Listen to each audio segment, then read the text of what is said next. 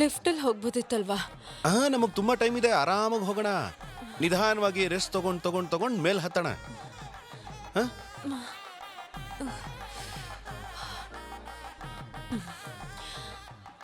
ಎಷ್ಟು ಚೆನ್ನಾಗಿದೆಯಲ್ಲ. Next time ಬಂದಾಗ ಅಮ್ಮನ್ನು ಕರ್ಕೊಂಡು ಬರ್ಬೋದಲ್ವಾ? ಬೇಡವಾ? ನಾವಿಲ್ಲಿ ಪಂಚಾಮೃತನ ಸ್ವಲ್ಪ ಎಕ್ಸ್ಟ್ರಾ ತಗೊಂಡ್ರೆ ನಿಮ್ಮನೆಗೂ ಕೊಡ್ಬೋದಲ್ವಾ? ಅಪ್ಪ ಅಮ್ಮ ಖುಷಿನೂ ಪಡ್ತಾರೆ. ಅವೆಲ್ಲ ಏನು ಬೇಡ. ಅವ್ರಿಗೆ ಬೆಟ್ಟ ಹತ್ಕೊಂಡು ಹೋದ್ವಿ ಅಂತ ಹೇಳೋದು ಬೇಡ. ಬನ್ನಿ.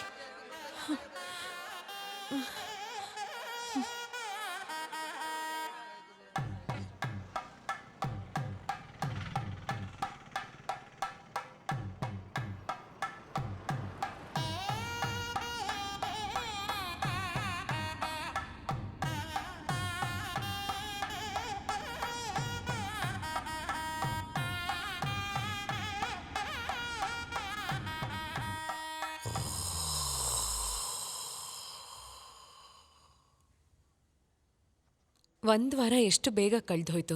ಟ್ರಿಪ್ ಮುಗಿಯೋ ಹೊತ್ತಿಗೆ ಗೊತ್ತಾಯ್ತು, ದೇವ್ರಲ್ಲಿ ನಂಬಿಕೆನೇ ಇಲ್ದೇ ಇರೋ ಸೋಮನ್ ಅವರು ನಾನು ಸಣ್ಣ ಆಗ್ಬೇಕು ಅಂತ ಈ ಟ್ರಿಪ್ ಪ್ಲಾನ್ ಮಾಡಿದ್ದು. ಅದಕ್ಕೆ ಹನಿಮೂನಿಗೆ ಕರ್ಕೊಂಡು ಹೋಗಿದ್ದು. ಏನೇ ಆಗ್ಲಿ, ನಾನು ತುಂಬಾ ಎಂಜಾಯ್ ಮಾಡಿದೆ.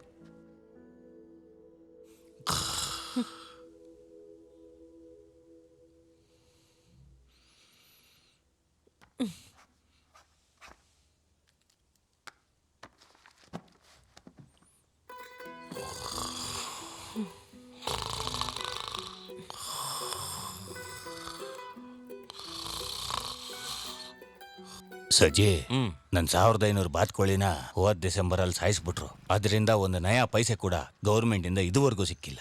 ನನ್ ನಷ್ಟ ವಾಪಸ್ ಬರೋವರೆಗೂ ಒಂದ್ ಬಾತ್ಕೋಳಿ ಮೇಲೆ ಕೈ ಇಡೋದಿಕ್ ಬಿಡೋದಿಲ್ಲ ನಾನು. ಹಾಗಾದ್ರೆ ಮುಂದಿನ ವರ್ಷನೂ ಹಕ್ಕಿ ಕಾಯಿಲೆ ಬರುತ್ತೆ ಅಂತ ನಿರ್ಧಾರ ಮಾಡಿದೀರಾ? ಅದ್ ಹಾಗಲ್ಲ, ನನ್ನ ನೋವಿಂದ ಹೇಳ್ತಾ ಇದೀನಿ. ಅಣ್ಣ, ಸೋಮ ಇಲ್ಲಿರೋವರೆಗೂ ನೀವ್ ಯಾಕೆ ಇಷ್ಟೊಂದು ಭಯ ಪಡ್ತೀರಾ?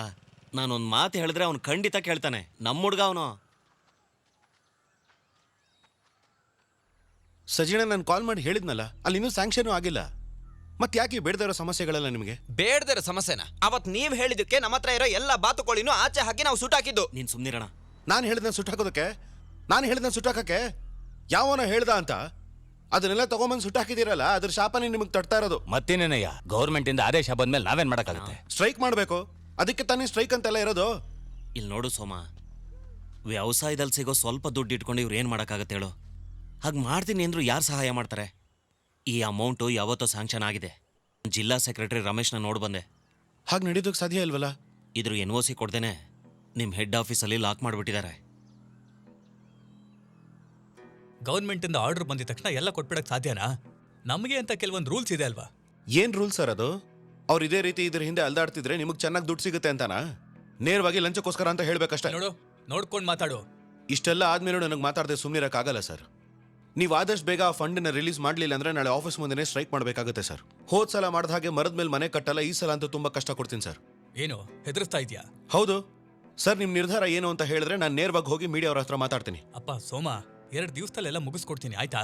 ಸರ್, ನಿಮ್ಗೆ 2 ದಿನ ಟೈಮ್ ಕೊಡೋದು. ಅಷ್ಟರಲ್ಲಿ ಏನೂ ಆಗ್ಲಿಲ್ಲ ಅಂದ್ರೆ ನಾನು ನನ್ನ ಆಟನ ತೋರ್ಸಕ್ ಶುರು ಮಾಡ್ಬೇಕಾಗತ್ತೆ.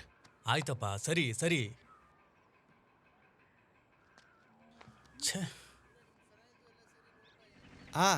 ಗಾಡಿ ಬಂದ್ಬಿಡ್ತಲ್ಲ.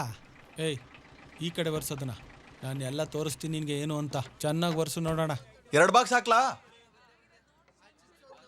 ನೀನಾ, ರೋಸಿ, ರಮಣಿ ಇವರೆಲ್ಲ ತಗೊಂಡೋದ್ರಲ್ವಾ?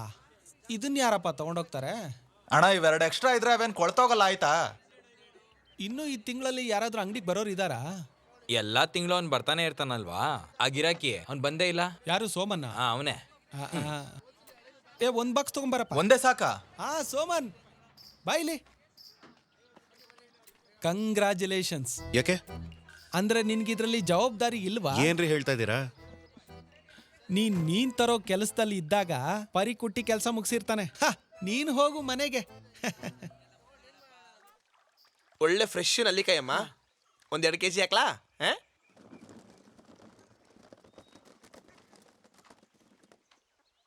ಏನಿದೆಲ್ಲ ಹೊಸದಾಗಿ? ಅವಳಿಗೆ ತಿನ್ಬೇಕು ಅನಿಸ್ತಿದ್ಯಂತೆ ಕಣೋ.